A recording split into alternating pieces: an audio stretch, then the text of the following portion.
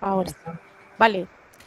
Bueno, pues buenas tardes y bienvenidos una vez más a los seminarios propuestos por la Sociedad de Etnobiología.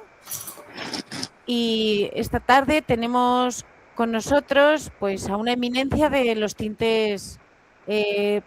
de los tintes naturales, que es Ana Roquero. Y nada, pues me complace mucho presentaros a Ana porque es una persona que tiene pues, un larguísimo currículum y muchísima experiencia alrededor de este tema, ¿no? De los tintes naturales. De hecho, yo cuando comencé a interesarme por este tema, una y otra vez, todo me llevaba a Ana Roquero y a su trabajo. Así que, bueno, pues estoy encantada de poder presentárosla.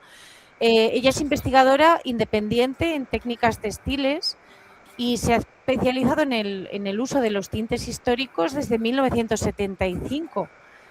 Ha publicado regularmente libros y artículos sobre este tema. De hecho, bueno, pues echándole un ojo a su bibliografía, pues podréis encontrar desde colores y colorantes de América, procesos de teñido, fibras, tejidos medievales y presente y futuro, que es también algo de lo que vamos a tratar hoy, de los colorantes y de los tintes naturales. Desde el 1986 ella trabaja en la investigación etnobotánica y etnográfica de técnicas tradicionales de tintorería en América Latina y bajo los auspicios del Instituto de Patrimonio Cultural de España, la Asociación Mexicana de Culturas Populares y Fomento de la Cultura Banamex de México, ¿vale? Es uno de sus grandes hitos haber colectado este conocimiento de América Latina. Tenéis eso también posibilidad de poder consultar esta investigación en libros como Tintes y Tintoreros de América y bueno, pues ya os digo, como otras grandes obras como Tejidos del Mundo, que es una guía visual de técnicas tradicionales. Y bueno, pues no me enrollo más, os dejo con Ana, que yo creo que tiene un mensaje muy claro que dejarnos a todas esta tarde. Así que bienvenida, Ana, muchísimas gracias por aceptar nuestra invitación y bueno, pues espero que disfrutéis de este seminario tanto como pienso hacerlo yo. Muchas gracias. Hola. Hola, te oímos, Ana. ¿Me oís? Buenas tardes. Bueno, quizá resultará repetitivo porque siempre insisto en el mismo tema. El fundamento en este momento de todo esto de los tintes naturales es muy sencillo. No hay que confundir tintes naturales con que sea absolutamente ni ecológico ni sostenible, a no ser que lo tratemos de una forma racional e inteligente. Y de eso va la cosa. Un poco contar la historia. ¿Perdón? ¿Eso suena? Sonaba como un perrito. No te preocupes, Ana, voy a silenciar a todo el resto para que no te despistes. Nada, ya estás. De acuerdo, entonces, sin más, voy pasando las diapositivas de un PowerPoint que presenté en un congreso interesantísimo en junio de 2024 en la Casa de los Picos de Segovia. Creo que lo tenéis en pantalla y voy comentando. No sé si me podéis interrumpir si queréis hacer alguna pregunta, supongo. Entonces, si os parece bien, empiezo. Sí, por favor, empieza, Ana, no te preocupes, que si hay preguntas las pondrán en el chat y las hacemos al final, o si alguien quiere, pues que entre, Bueno, pero vamos a intentar no interrumpirte. Estoy hablando con científicos, entonces, naturalmente, todo esto es obvio para todos vosotros, para todos mis interlocutores en este momento, pero no para todo el mundo cuando doy un curso. Entonces, bueno,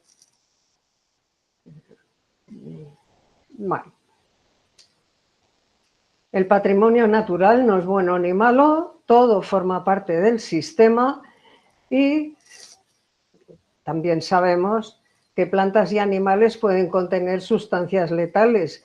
De las imágenes que hay en pantalla, pues podéis ver la datura, la digitalis, la coralillo, la simple hiedra es tóxica. En fin, en la naturaleza no todo es bueno y, sin embargo, nos ofrece cosas tan interesantes como colores. Y un colorante natural se sintetiza y acumula en células de plantas y animales. En la pantalla veis muchas plantas, pero también veis la cochinilla, que es un cóccido que se cría sobre las pencas del nopal, de la opuntia, o, por ejemplo, las caracolas de mar, los moluscos marinos productores de púrpura. Pregunta recurrente de mis alumnos, por ejemplo, pero no llevarán químicos. Entonces, no sé por qué esta fobia a la química tan maravillosa. Las plantas son auténticos laboratorios. Esto todo el mundo lo ha estudiado en el bachillerato. La fotosíntesis es un proceso que prácticamente es un laboratorio química. ¿O de qué elementos se compone el cuerpo humano? Pues a la izquierda lo podemos ver: oxígeno, carbono, hidrógeno, etcétera, etcétera, etcétera. A la derecha he puesto una lista de lo que, por ejemplo, si vamos a una tienda naturista y no nos encontramos allá, muy allá, y estamos flojitos, nos dicen, es que a ti lo que te faltan son oligoelementos. Con lo cual te recomiendan pues, que aportes a tu dieta aluminio, boro, cromo, cobalto, etcétera. Y todo es natural, ecológico. Términos que manejamos continuamente: sostenible, bio, orgánico, holístico.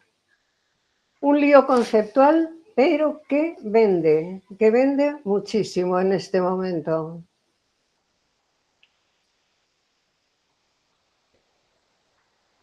La materia orgánica está vinculada con la química de la vida. Lo que pasa es que actualmente el término orgánico se está usado para describir alimentos o cosméticos que no utilizan fertilizantes o herbicidas o productos que sean nocivos. Entonces hay que entenderlo en ese contexto. Es orgánico porque no lleva productos nocivos. Y aquí lo que podemos encontrar por la calle: productos naturales, hierbas salvajes, vino natural. Este me encanta, pisto ecológico. Alisado de pelo holístico, peluquería holística. Mi nieta vestida de leche también natural. Y ya para colmo, pues danza biodinámica, no sé qué. Entonces, bueno, vamos a tener en cuenta que se está utilizando mentiras verdes para ganar dinero, pero la parte buena es la que consiste en manejar los tintes naturales de una forma sostenible. La fuente de riqueza de las plantas tintóreas, pues por supuesto no es inagotable, y además algunas de las plantas que se han utilizado históricamente y de los moluscos que se han utilizado históricamente se hallan en vías de extinción. Hay que saber qué materias primas es razonable utilizar. Luego al final pondré un listado. Ejemplos de lo que no debemos hacer.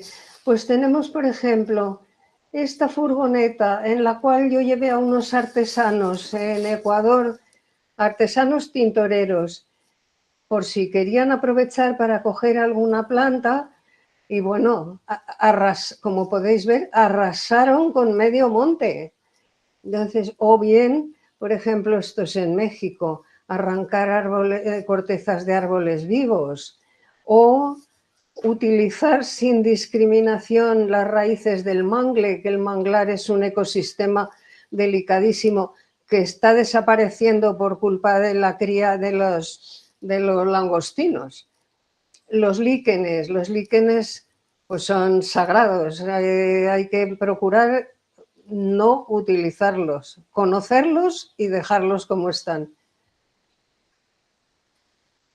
De hecho, incluso estamos en Madrid, en nuestra Sierra de Guadarrama, tenemos plantas que históricamente han sido tintorias de primerísima importancia. Por ejemplo, el agenista, que está, como se puede ver en el fondo de la foto, es agua, estaba en los humedales de la Sierra de Guadarrama y hoy en día está urbanizado. La gualda, pues por casualidad te la encuentras, pero como también limpian las cunetas de las carreteras donde se criaba muchísima silvestre, pues las limpian con toda la razón para protección de incendios, pero nos hemos quedado sin gualda. Luego hay otro tema que es que todo lo antiguo, lo tradicional es lo bueno. O sea, desde las croquetas de la abuela, entre las abuelas yo no me cuento entre las que hacen croquetas, pues cualquier tiempo pasado no fue mejor. Vamos a ver en esta imagen una receta para teñir de color escarlata en el siglo XV con un montón de fases, primera fase, segunda fase, tercera, cuarta fase, y aparte de lo complejo y de lo difícil que era manejar esto, es que destacado en amarillo, veis que se utilizaba, por ejemplo, agua fuerte, arsénico, sal amoníaca, en fin, el agua fuerte es ácido nítrico disuelto en agua, la sal amoníaca es cloruro de amonio, en fin, auténticos venenos que los tintoreros estaban respirando toda su vida.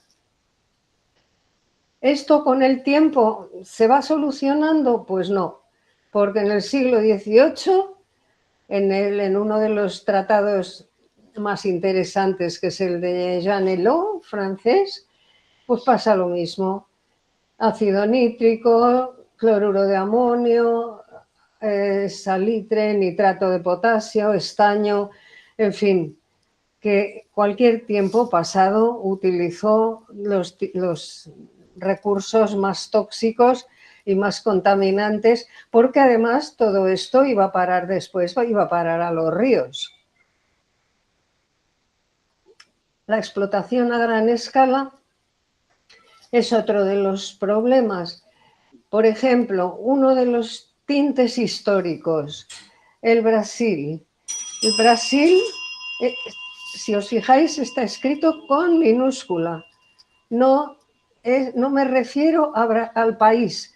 El país se empezó a llamar Brasil cuando se empezó a explotar la cesalpinia en Brasil, pero el Brasil se conocía desde Marco Polo y se importaba a través de la ruta de la seda. Esto se mantiene durante siglos hasta que de repente pues ocurre algo tan curioso como que se agoten los árboles de Brasil, en la mata atlántica, por el acopio que hacen de madera para construir arcos de violín, que los podéis ver a la izquierda. Afortunadamente, a la derecha veis que hay otros arcos de violín que son ya de fibra de carbono y que supongo que funcionarán igual o mejor. Un ejemplo de explotación sostenible, por ejemplo, el palo de Campeche para teñir del color, veis el fondo de pantalla, pues ese es el color que proporciona. Entonces, al principio, los españoles que iban buscando naturalmente ver cómo rentabilizar la conquista, lo consideran un tinte azul y lo empiezan a importar como tal, la madera. En esta fotografía se ve muy bien que su hábitat natural son los humedales. Pues ¿qué pasa? Que como un arbolito que crece en un humedal, aunque lo tales, si vuelves a replantar, tiene un crecimiento muy rápido, pues no había problema de abastecimiento. Y esto se estuvo haciendo 500 años para abastecer a la industria tintorea europea, hasta que de repente en el siglo XX empezaron a talarlo, pero no a repoblar. Con lo cual acabamos con el tintal. Ahora vuelve otra vez a recuperarse. La carrera de Indias, la distribución llegaba, aquí estaba el palo de Brasil. ¿Y qué pasó? Que llegó a Europa, pero resulta que como tinte es muy bonito, pero es muy inestable, es un tinte muy malo. Entonces, en Inglaterra, que eran grandes productores textiles, se prohibió la importación del palo de Brasil con sucesivos edictos de Isabel I. ¿Qué pasa? Que una vez prohibido todavía es más una mercancía todavía más apetecible, y son los piratas más famosos los que se dedican a piratear las embarcaciones españolas con el palo de Campeche para comercializarlo ellos de forma irregular. Se llegaron a construir, aquí tenéis una imagen del fuerte de Bacalar en Quintana Roo, en México, en la bahía del Golfo de México, para proteger los galeones españoles, porque si no, no llegaban ni a salir de puerto cargados de... Pero ¿cuál fue de verdad el exitazo? Pues el exitazo es que como tinte azul era muy malo, pero en proporciones muy densas puede ser incluso negro. Sigue siendo un tinte muy falso, pero se utilizaba mezclado con el tinte tradicional, que eran taninos más hierro, que precipita y da un tinte negro, y entonces, aunque no era un negro ala de mosca, digamos, era un negro un poco parduzco, pero añadiéndole el palo de Brasil sí que se conseguía el negro que veis que tantos personajes se pueden encontrar en las pinacotecas de Europa, todos.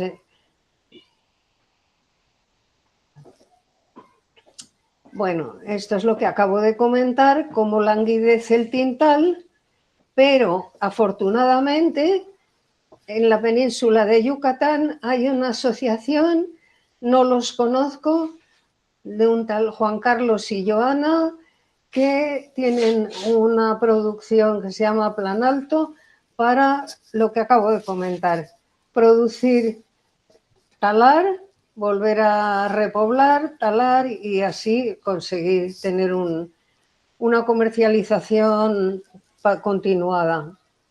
Por ejemplo, sostenibilidad. Yo siempre, cuando doy clases sobre todo, digo, nunca plantas silvestres, por favor. No subáis el próximo domingo a la sierra a hacer acopio de plantas silvestres.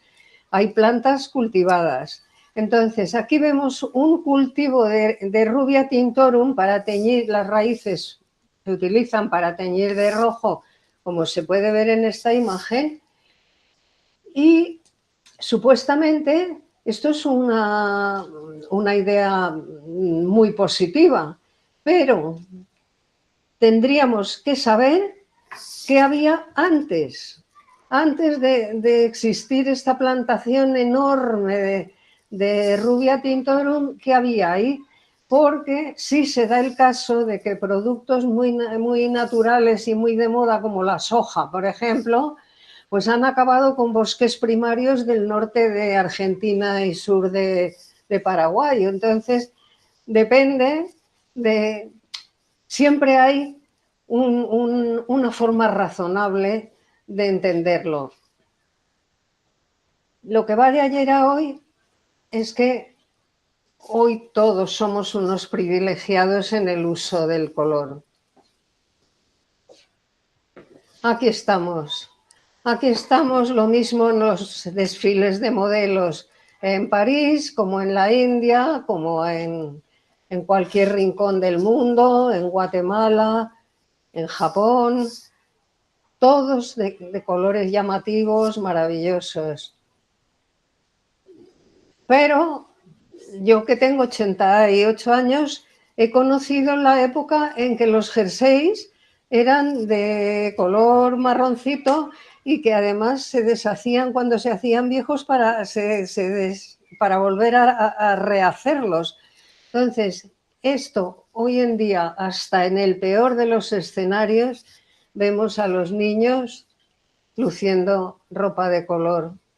No es que su vida vaya a cambiar muchísimo por este detalle, pero en fin, es un alivio.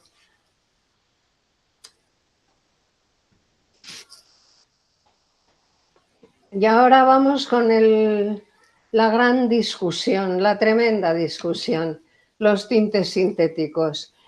Tampoco es verdad, como también dicen muy puristas, muy ecológicos, es que, claro, los colores de los tintes naturales son inimitables porque es el color de la naturaleza.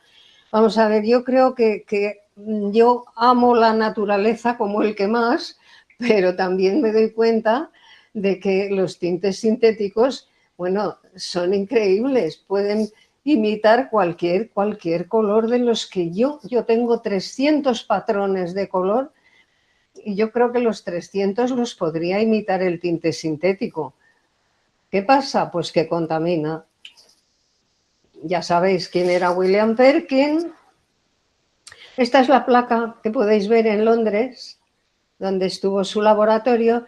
Y luego, bueno, a raíz del descubrimiento de la malveína, que fue el primer tinte sintético, toda la sociedad victoriana, pues como vamos, fue una moda desenfrenada de utilizar el tinte color malva, porque además de ser barato, de ser fácilmente accesible, es que recordaba la púrpura, al tinte más caro.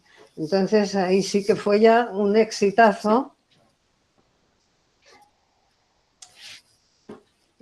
No va a desaparecer, por supuesto, pero yo tengo la esperanza de que, por su propio interés, y si todos insistimos mucho, intentarán gestionar el tratamiento de residuos de forma limpia.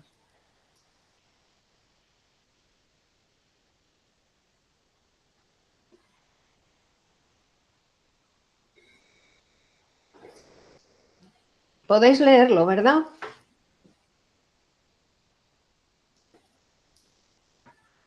Sí, sí, podemos. Hay que respetar las normas que más o menos...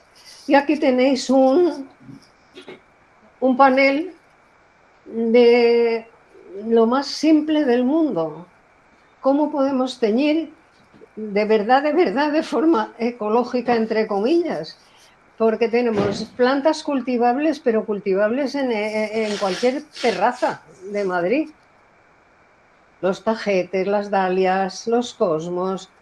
El indio japonés se da muy bien, aquí en Madrid, por ejemplo, coreopsis, casias. El sacatintas a mí se me da muy bien, pero no es tan fácil. Y luego tenemos todo lo que son frutos. Pues los frutos, pues igual que consumimos manzanas y consumimos patatas, pues podemos consumir semillas de achiote, legumbres, podemos consumir frutos y legumbres que tienen mucho tanino, podemos consumir la cáscara externa de las nueces, las semillas de los aguacates, las algarrobas. Todo esto lo tenemos tan fácilmente accesible y ya no digamos todo lo que son residuos domésticos, bueno, por supuesto las cáscaras de granada, las hojas de la zanahoria, porque yo he encontrado quien intentaba teñir con la zanahoria, son las hojas. La piel de cebolla es un tinte extraordinario, sólido y buenísimo. El coco aquí no nos lo venden con esta cáscara, pero bueno. Desecho de los aserraderos. Pues hay maderas que tienen tantísimo tanino.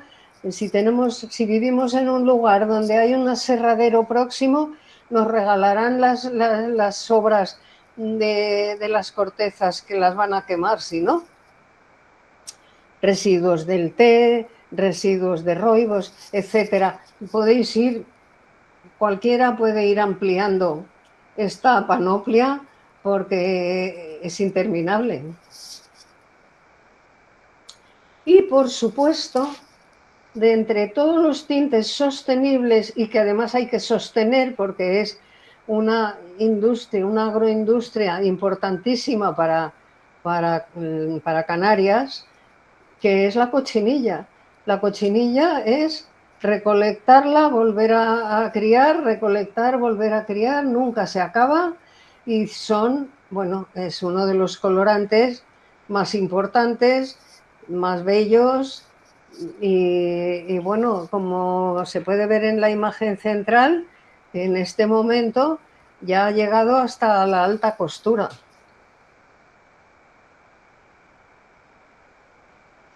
Aquí tengo un camión aparcado en la puerta de nuestra casa de Ecoquímica. Muchas gracias. Apago.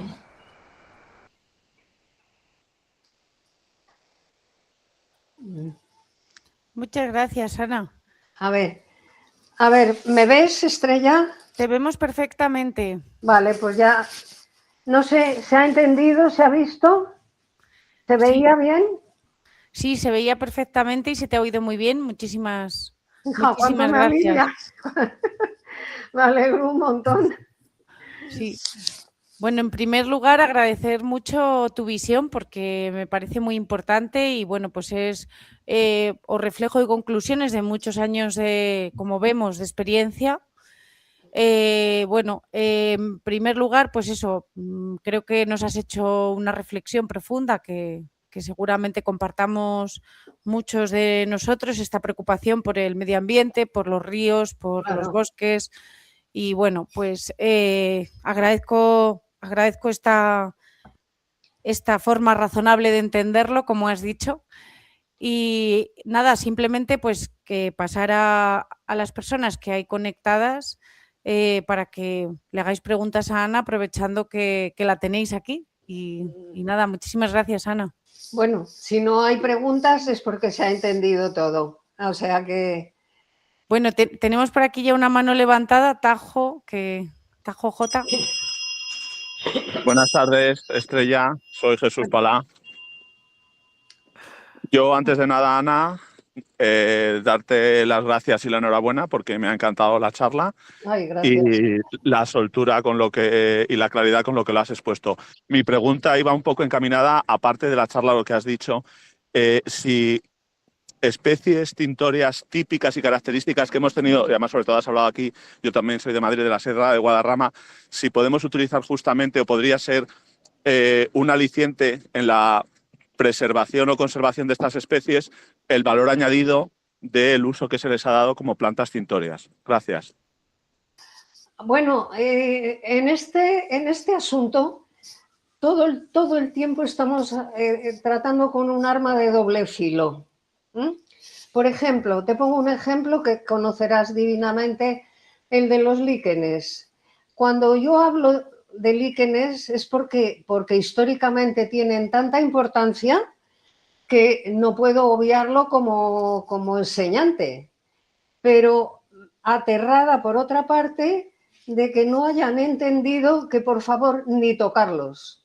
O sea, los líquenes son criaturas de crecimiento lentísimo. Los líquenes de roca pueden tardar miles de años en desarrollarse totalmente. Y entonces, ¿qué haces? Bueno, pues lo que tú dices, sí, vamos a ver cómo... Sí, me parece perfecto, por ejemplo, que la gente sepa que la reseda, que es la gualda, y además, bueno, pues que sepan que es el amarillo de la bandera, por ejemplo, y que todo eso, si a ti se te ocurre que hay una forma de potenciar su permanencia, ya he comentado que lo de los márgenes es que lo arrancan todo, pero para la protección de incendios. Entonces ahí se ha perdido, pero bueno, en el monte se podría ver, no lo sé. De todos modos es un tema que, como para poder luego después discutirlo, cuando queráis. Perfecto, muchas gracias. Muchas gracias y paso la palabra a María Mercedes Lozada, que aprovecho para saludarla también, que está al otro lado del mundo. ¿Dónde está? María Mercedes, ¿nos oyes? Hola, sí. Buenos días, buenas tardes allá. Aquí todavía es de día, yo soy de Colombia. Estoy en Ibagué, Tolima. Maestra, muchas gracias por su conferencia, por su saber, su conocimiento. Bueno, yo tengo una pregunta y una observación. La observación es que, pues, bueno, la mayoría de extracciones que hacemos es para el sector textil, para teñir telas y hacer vestidos y todo eso. Pero hay ahorita una nueva tendencia y es en la cosmética.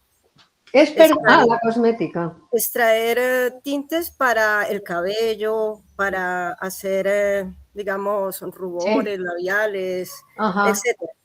Aquí en la tradición indígena hay muchos lugares donde se usa la pintura para el rostro.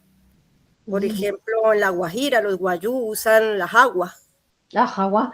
Y para el pelo también. Esa es la henna. Aquí la jagua para el rostro, para cubrirse, digamos, del sol y para como los bailes rituales. Sí. El achote. Bueno, hay también aquí por la riqueza de palmas que tenemos, de las palmas hay muchos frutos que también se extraen los colorantes.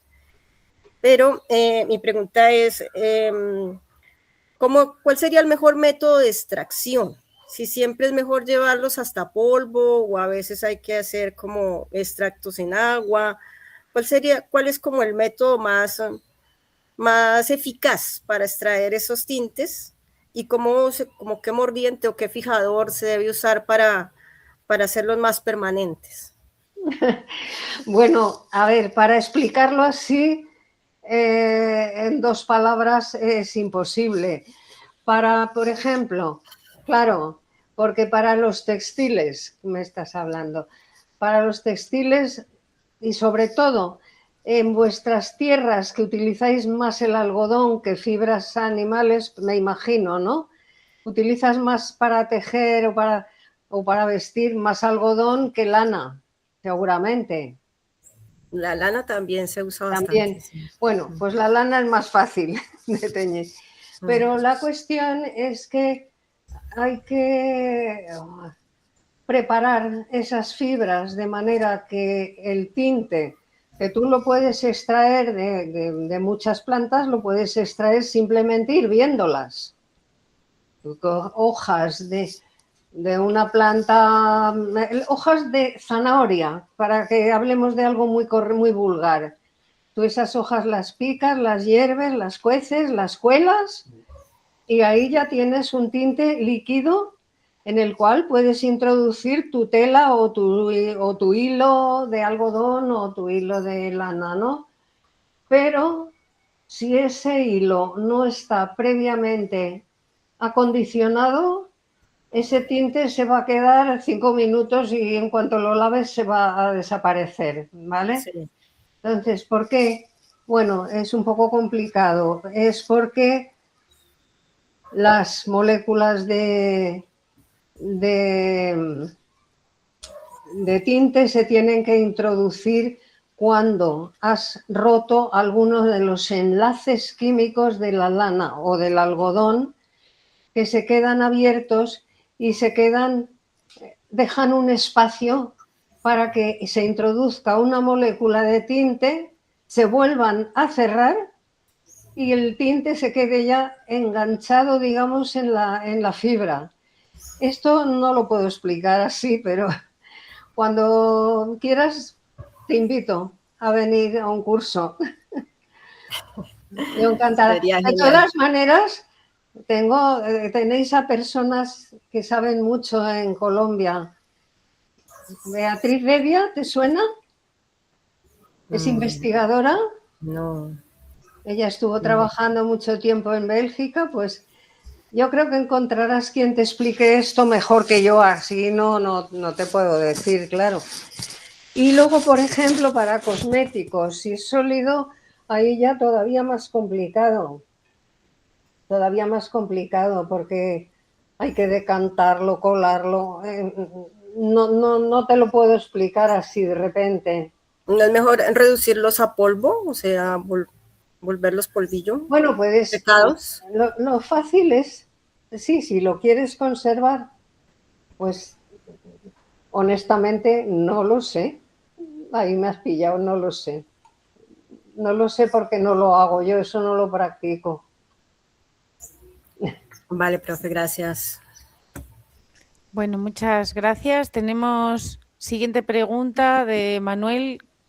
Creo que esté detrás de el logo de la sociedad. Gracias. Sí, porque estoy aquí. A ver, voy a poner la cámara. Bueno, muchísimas gracias, Ana, por esta charla tan interesante y que desde luego pues el gran interés que está manteniendo, no hay más que verlo, la cantidad de personas que están hoy directamente online, y de todos los seminarios que llevamos, este es sin duda el que más gente está atendiendo, así que está claro que está interesantísimo. Hombre, como te ha dicho Estrella, pues todos nos gusta oír una persona de tu experiencia y la charla ha estado fenomenal. Yo te quería hacer alguna pregunta muy concreta. Nos has enseñado una foto de un cultivo de Granza, ¿no? De la Rubia tinctorum. Entonces quería, si nos podías contar un poco, porque yo esta planta la ves de vez en cuando asilvestrada por algunos sitios, en el sur de Madrid la veo. Bueno, es invasora. Me gustaría que nos contaras un poco del cultivo de la Granza en Madrid y dónde se sigue cultivando hoy en día.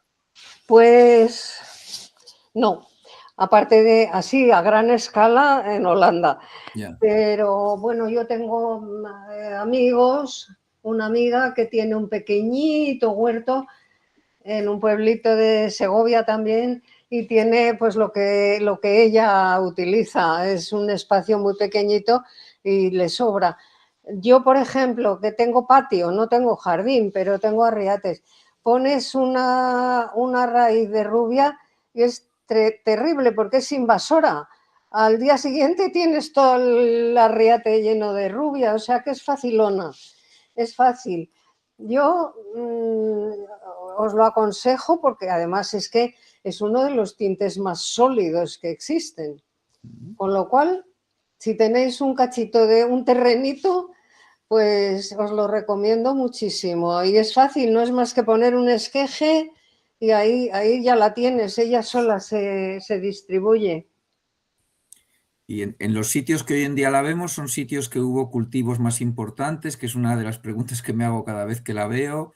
¿O simplemente con que alguien la haya cultivado se asilvestra tan fácil que no hace falta que haya habido?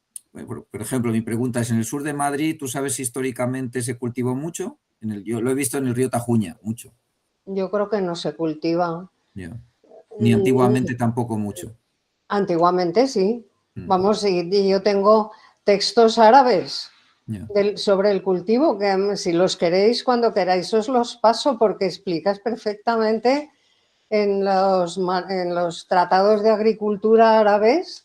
Hay todo el cultivo de plantas tintorias explicado, pero estupendamente, para que lo puedas llevar a cabo. Muy y bien. que yo sepa, así un cultivo en Francia sí. En Francia también os puedo dar direcciones donde podéis comprar ya la rubia, las raíces, o donde a lo mejor podéis conseguir esquejes. En Francia sí. Aquí es silvestre. Hay, alrededor de donde, en Madrid, en la colonia del Retiro, están todos los galios y todas las rubias asilvestrados a la de casa. Pero claro, tiro y me sale sin raíz. O sea, hay que cultivarla así. Fenomenal. Vamos, aparte de lo que podamos conversar ahora, pues ya, bueno, le decía a Estrella que la información que yo os pueda facilitar, que encantada de la vida, claro. Mira, acaban de hacer una pregunta a Mario Vega, precisamente sobre la rubia tinctorum. Comenta que en la Sierra Norte, que ellos han localizado en los márgenes y linderos de los huertos, y preguntaba si pudo ser debido a antiguos cultivos para el uso tintorero en la Sierra Norte, en Montejo y estos pueblos de por allí. No lo sé. Sé que se ha cultivado, pero bueno, concretamente que me digas, pues ni idea, en Montejo, pues seguramente, pero no lo sé. Pero bueno, fue muy generalizado, ¿no? Esto es un poco lo que Muy tú nos dices. generalizado, muy generalizado. Por toda la península, por toda Europa, por toda Europa. Vamos, tan por toda Europa que se han encontrado en sarcófagos noruegos cestitos con raíces de rubia de hace 2000 años. Fenomenal, pues muchísimas gracias. Podría preguntarte por un montón de plantas, ¿verdad? Por la hierba pastel que se ve tanto en los bordes de nuestras carreteras. Bueno, la hierba pastel te pasa lo mismo, que la tenemos en la sierra y está por todas partes, pero pasa igual. Entre las urbanizaciones, no. Emilio Blanco, veo por ahí. Bueno, no sé, ¿algo más? Mira, si quieres aquí, como comenta Emilio, que había molinos de raíz de rubia en Segovia y en Valladolid al menos. Sí. Hombre, claro. Si queréis os cuento lo que yo sé de la rubia, pero no sé si viene a cuento. Claro. Y Charo, pero bueno, que estáis todos los amigos. Sí, claro, cómo no, hay que homenajearte, te lo mereces todo. Y no sé si todas las personas que están aquí escuchando saben un poco pues tu historial, tu testimonio y una vida dedicada a esto. Y no sé, y estamos viviendo un momento muy importante porque tú con 88 años nos estás dando una conferencia y sigues ahí y sigues ahí totalmente en la cumbre, o sea que tiene un valor y un mérito que yo no sé si todos los que están escuchando son conscientes de esto. Siguiendo con la rubia se debió de cultivar extensivamente en pocos lugares, lo que es extensivo, que era lo que era rentable para producción. Por ejemplo, en la provincia de Valladolid, en Segovia, está muy claro, en las zonas de Campaspero había extensiones muy grandes, en Cuéllar había extensiones muy grandes y me imagino que en otros lugares de Castilla. Incluso había tales extensiones que se molía en molinos que todavía quedan ruinas de algunos de ellos, ¿no? Como también sabe Charo, ¿no? Y luego debía de haber pequeños cultivos en huertos de la sierra y de pequeños sitios, pero era más para un uso pequeñito, la tradición de teñir el huevo de Pascua, de los niños, en fin, para como usos más pequeñitos, ¿no? Pero no para producción así extensiva, que era más de lugares, como ya he dicho, extensivos de cultivo, ¿no? Y bueno, en Segovia, Valladolid está súper extendido, en Soria también, y lo que queda por ahí disperso, yo creo que también la planta se ha silvestrado, o sea, a partir de núcleos de cultivo muy importantes, ha conseguido mantenerse incluso en Madrid capital. Aquí en mi barrio, en Moratalá, en algunos jardines está la rubia y seguro que tiene un origen en antiguos cultivos, pero quizá más minoritarios, no extensivos. Eso solo lo sabía en determinados puntos. Y nada, yo las personas que he entrevistado en Segovia y Valladolid, lo cuento en el libro último de Segovia, que se llama La última generación, en la entrevista a 2 o 3 personas que conocían bien el tema y ahí cuento todo lo que logré conseguir en campo, ¿no? Existía la Plaza de la Rubia en Segovia, la Plaza de la Rubia en bastantes pueblos de allí, y era donde se juntaba la raíz y donde se vendía. Y de ahí viene el nombre Plaza de la Rubia, que hay varios, ya digo. Nada más. Perdona, que me he alargado. Nada, muchas gracias. Y a mí también estoy de acuerdo con esta apreciación porque, bueno, León, que yo solo la he encontrado en un sitio y tiene relación con un antiguo monasterio también en Sagún, ¿no? Y en el castillo de Coca, que también yo creo que responde a eso, ¿no? A zonas de pequeños cultivos donde se asilvestró. Y yo lo digo porque, claro, yo me dedico más a las plantas silvestres y creo que, por ejemplo, que es muy acertada esa apreciación, aunque haya cosas que cueste demostrarlas, ¿no? Pero sí que realmente, bueno, pues aparece siempre en estas circunstancias. Vale, pues no sé, muchas gracias a Emilio también por compartir su conocimiento. Y tenemos todavía 2 manos levantadas, Ana, que hay más preguntas. Tenemos la siguiente persona, es María José Garzón, Naturfriki, por favor. Sí, bueno, buenas tardes. Un saludo desde el norte de Sevilla, desde el Parque Natural Sierra Morena de Sevilla. Qué bien. Ana, para mí escucharte es como ver a Dios prácticamente. Llevo de manera autodidacta trabajando los tintes naturales varios años, desde que terminé la carrera de biología, simplemente porque me apasiona la implementación etnobotánica. Y siempre he encontrado mucha bibliografía en Sudamérica y demás. Y llevo prácticamente un tiempo trabajando en las plantas ibéricas a nivel de tanto árboles y demás. He encontrado un gran apoyo en las agallas de quejigo, los sombreros cascabullos de bellota que le llamamos aquí, restos de desbrose, los líquenes los suelo coger de los restos de tala que se hacen las encinas y demás. Por ejemplo, también he probado con hongos tintorios como el Pisolitus, que me sorprende la cantidad de tinte que da el hongo. Si, por ejemplo, de una planta necesita, no sé, a lo mejor 500 gramos de planta y te da sobre 2 litros de tinte, pues con el hongo, con a lo mejor 300 gramos de Pisolitus tienes para 15 o 20 litros de tinte, ¿no?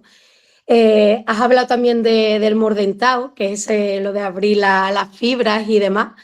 Yo suelo utilizar mucho el alumbre, la cal o el vinagre. Intento que siempre sea de la forma más natural posible o asimilable por la naturaleza. Y quería preguntarte, a nivel de plantas ibéricas, si has investigado o te has conformado con lo que ya desde Sudamérica se venía trabajando desde hace muchos años. Perdón, ¿me oyes? Sí. No te he entendido. O sea, yo lo que empecé trabajando son nuestras plantas, las de mi entorno. Lo de América vino después y bueno, me he centrado muchísimo en las culturas americanas de Latinoamérica, sobre todo, pero vamos, yo las que tenía a mi alrededor eran las primeras y las que siguen siendo muy importantes. Claro, es que lo que a mí me pasa es eso, que encuentro mucha bibliografía y cultura en Sudamérica, y es verdad que en toda la parte de península ibérica tenemos plantas tintorias referentes y no las ponemos en valor en ese sentido. Ya, pero a ver, si piensas un poco en ese cuadro que como final de la presentación, es que no tienes que recurrir ni a Sudamérica ni a nada. Tienes en la cocina de tu casa, sí, en el parque en Moratalaz, como decía Emilio hace un momento. Pues bueno, es que son tan fáciles en nuestro entorno que yo las he estudiado porque la etnobotánica de las culturas precolombinas, por ejemplo, hasta nuestros días, cómo han ido evolucionando y llegando, pues será un tema muy interesante, pero no porque esas plantas sean mejores ni peores. No, no. Sí, por supuesto, pero entiendo que has notado esa falta también de bibliografía a nivel de península ibérica en plantas tintorias, que es mucho más reducido, es lo que me refiero. Ya. Pues no sé, no. Es que, a ver, de textos actuales puestos al día probablemente pues haya pocos. Hay buenas traducciones, por ejemplo, de autores de autoras inglesas, y se refieren a tintes que lo mismo los encuentras en Devon que en Andalucía. Pero no sé, yo no noto, porque me he basado muchísimo en tratados del siglo XVIII, por ejemplo. Si tienes acceso al Tratado de Tintes de Luis Fernández, quédate con el nombre, pues en el Tratado de Luis Fernández tienes todas las plantas autóctonas que se utilizaban en Valencia en el siglo XVIII, por ejemplo. Vale. Pues muchas gracias, Ana. ¿Y has probado con hongos alguna vez? Sí, pero pasa como con los líquenes. Los hongos hay que saber recolectarlos, por Dios, por favor. Lo sé perfectamente. Por favor. Nada más que tienes que ver mi apodo, no mi nombre, Naturfriki. Soy un amante de la naturaleza. No te preocupes que la sostenibilidad y el respeto van de la mano. Pues haz mucho hincapié, porque es muy difícil. Por ejemplo, también los líquenes. Es verdad que hay montañas de líquenes en el suelo, por ejemplo, en la Fuenfría, pero eso es una capa vegetal que no te vale tampoco que llegue un alumno y te diga, lleves, sí. Me he ido a la Fuenfría y me he traído un saco de líquenes, pero los he cogido del suelo. No, por favor.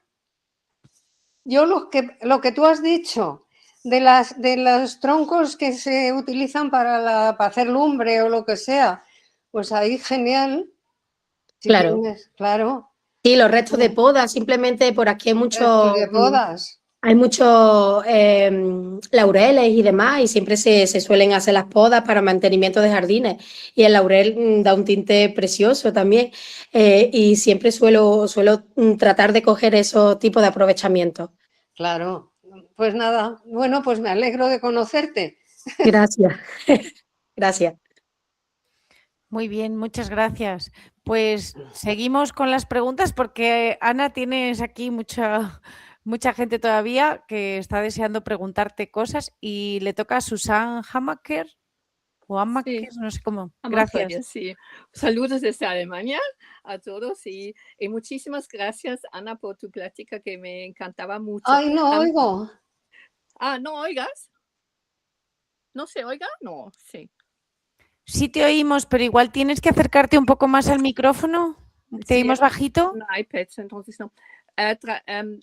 Yo tengo también una pregunta especial sobre la sacatinta que vio en una de las slides en la esquina que tú dices hasta que se da muy bien en tu casa o en tu terreno. Yo estaba trabajando en los años 80, 90 en México, en la Mixteca Alta, y allá coleccionábamos recetas de plantas y hasta que hizo un folleto, plantas que pintan y plantas que curan, que estaba abundante. Fue la sacatinta, que es el muitle en mixteco, o la justicia específica, que estaba usada para varias cosas, y hasta que para blanquear la ropa. Y no sé, como tú la mencionaste también, me gustaría saber qué son tus experiencias con la sacatinta, con la justicia. En el cesto debajo del lavabo está el enchufe, tráelo. Que se queda sin batería. No sé si has oído bien, Ana. Es que no entiendo bien la sacatinta, ¿qué especie es? He entendido algo del muicle, pero a mí se me está acabando la batería en el ordenador, voy a enchufarlo. Vale, no te preocupes. Bueno, sacatinta es un nombre genérico para varios plantas, pero creo que tú también teniste la Justicia spesifera o Jacobina spesifera, que es un palo de naranja que es, sí, que se usaba mucho para tintar y para hacer tinta y para lavar la ropa. Me gustaría saber que, como lo tenés en tu tablita, ¿qué es tu experiencia con esta? Por favor. Espera, porque Ana está enchufando el ordenador, a ver si vuelve. O si no, lo no sé dejamos. si puedes ponernos el nombre en el chat. Sí. Porque yo no sé, yo estoy también sorda. A ver.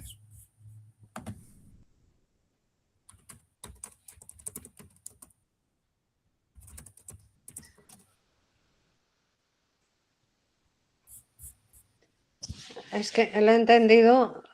¿A mí me oyes bien? Ahora te oímos perfectamente, Ana. Es que a ella la entiendo mal. No sé qué me ha dicho del muicle de México. Sí, yo no he entendido de qué planta, pero nos está escribiendo por el chat para que lo podamos transcribir. O leer.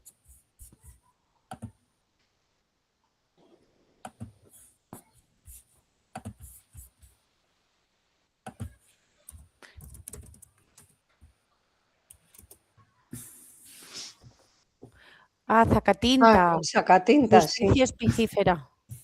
Sacatinta, es con S. Yeah. Sí. Sí, y la pregunta era sobre tu experiencia con esta planta, Ana, porque la habías puesto en la presentación, en la tabla de la presentación. Pues no me acuerdo, pero lo que sí lo tengo yo en una maceta, en un tiesto grande, y tengo una planta impresionante de sacatinta. ¿Y has teñido con ella o...? Sí, sí, sí. Bueno, ahora no, porque me da muchísima pena arrancarle hojas. Pero sí, es un sucedáneo, digamos, del índigo. No sé si me está oyendo la persona que ha hablado de... Sí. La que me ha mencionado el sacatinta. Sí. Ya lo tengo también en matas. Se da muy bien también aquí en Alemania. La utilizan, en realidad, se comporta exactamente igual que el índigo, pero no es índigo, ni se parece la composición. Hemos hecho estudios químicos, hemos analizado la planta y es curiosísimo porque se comporta igual. Primero se queda amarillo, luego después al oxidarse se vuelve azul. Es un misterio. Y yo la tengo en una maceta y está tan bonita que no se me ocurre arrancarle hojas para teñir porque me da pena, pero vamos, la he utilizado mucho. Sí, sí, sí. Es curiosísimo lo del muicle. La utilizan, ponen, por ejemplo, en San Cristóbal. ¿Conoces México? Sí. Pues en San Cristóbal, los tintoreros de San Cristóbal de las Casas ponen en la tina índigo y luego un montón de hojas de sacatinta, con lo cual, claro, aumentan mucho la producción, pero es un fraude. Porque así como el índigo aguanta todo, pero en cambio el sacatinta lo pones al sol y no aguanta, se va. Allá en la Mixteca no tenían índigo, lo importaron, lo trajeron como masita seco de otro lugar, pero tenía mucho de esta sacatinta, pero ya no lo usaron estos días. Estaba como... Se recordaban, pero no lo usaban, pero estaba abundante. Todas las orillas de las carreteras estaban llenas de esta planta, pero nada más en unos 2 lugares y no en otros. Por eso estaba muy fascinada también de esa planta. Pero las mujeres, para dar un tonito azulado a la ropa blanca, las sábanas, pues lo ponen también. Lo venden en el mercado montañas de hojas, sí, pero vamos, es así como muy, muy fugaz. Bueno, gracias, sí. Gracias. Muchas gracias. Y tenemos la mano de Natalia Escaño. Natalia. Sí, hola. Yo no voy a encender la cámara porque estoy en el campo y si no, no me funciona bien el audio. Muchas gracias, Ana, por la charla. También me ha gustado muchísimo. Yo quería preguntarte si tenemos alguna manera de ver tu recetario porque, claro, como luego cada persona va elaborando como sus propios recetarios, a mí me encantaría, saber si lo has publicado en algún sitio o si hay alguna manera de acceder, porque, por aprender un poco también. Bueno, a ver, te explico. Yo publiqué en el año 81, 82 un recetario de lo que yo acababa de aprender en aquel momento en Francia con una tintorera holandesa encantadora. Ahora, a las personas que todavía tienen ese recetario les digo, tíralo, por favor, porque de ninguna manera yo aplicaría esos procedimientos hoy en día. Hay una serie de productos que no utilizaría, de sistemas que no utilizaría. Entonces, ese no te lo recomiendo. Claro. Ver por ejemplo, mis colecciones, pues eso cuando queráis, siempre que me llames y me digas, oye, que si puedo pasar a visitar tu taller, yo encantada. Pero recetario como tal no tengo. Pero es el más común y el más vulgar, el que hago siempre para todos los cursos y eso, lo tiene todo el mundo. Me encanta. Vale, pues entonces iremos a visitarte en algún momento, a ver si podemos salir mucho del campo. ¿De dónde vienes? ¿De dónde eres? Yo soy de la Sierra de Huelva, de Cortegana, un pueblo muy pequeñito, y también tenemos una finca y, hago aprovechamiento pues de lo que tú dices, de casi todo lo que tiramos a la basura. Perdona, no te he entendido. ¿De dónde? Sí. Perdón, de la Sierra de Huelva, de Cortegana, un pueblo muy pequeñito. Igual que tú, pues de los restos de huerta, de cosas que pues van sobrando, voy tiñendo la lana de nuestras ovejas, que también estamos aquí con un proyecto. ¿Tenéis ovejas? Sí, qué bien. Y lavamos la lana con todo el trabajo que tiene y estamos ahí con un proyecto de recuperación lanera. Pues nada, cuando quieras, cuando vengas por Madrid, dame un toque que nos vemos, ¿vale? Muchas gracias. Natalia, ¿y cómo se llama tu proyecto? Lana Merimorena se llama nuestro proyecto. ¡Ay, qué bonito! Lana Merimorena. Sí. Perfecto, te seguiremos porque, yo creo que esto también puede formar una red de personas que conozcan, o sea, que también puede existir esta retroalimentación entre vosotros y nosotros, ¿no? Yo encantada de conocer Naturfriki, Lana Merimorena, ya me llevo por aquí trabajo. Qué bonito, pues sería precioso. Sí, si quieres. Perdona, lo de Meri es porque son merinas. Efectivamente, por lo de que son merinas, pues estamos en Sierra Morena y por lo de la canción. Ya no. Pero segurísimo que son merinas, porque es que yo estoy encontrándome cantidad de veces en mercaditos, incluso amigos, que me dicen, mira, es lana merina, y no es merina.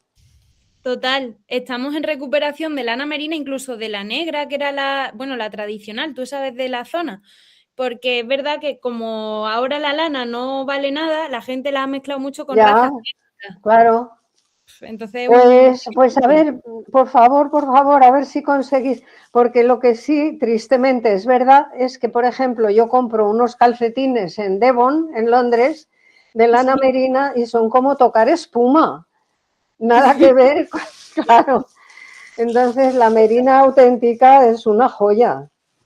Sí. Y además, yo creo que es importante también porque tiene tantas cualidades tan buenas. Claro. Que es como, ahí estamos luchándolo un poquito. Pues sí, no dejes de llamarme cuando vengas. Vale. Muy bien. Pues María José Garzón tiene la mano levantada, pero no sé si es que se le olvidó bajarla antes. Sí, se me olvidó bajarla, gracias. Nada, ¿alguna pregunta más?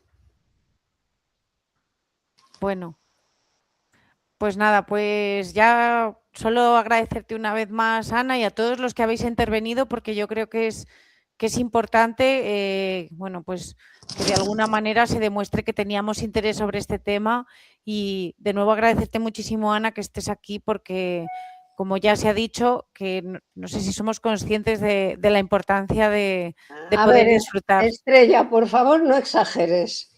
No, ¿Vale? Soy de la parte de Cuenca que da con Bilbao y Sevilla, entonces es lo que tenemos. No, por favor.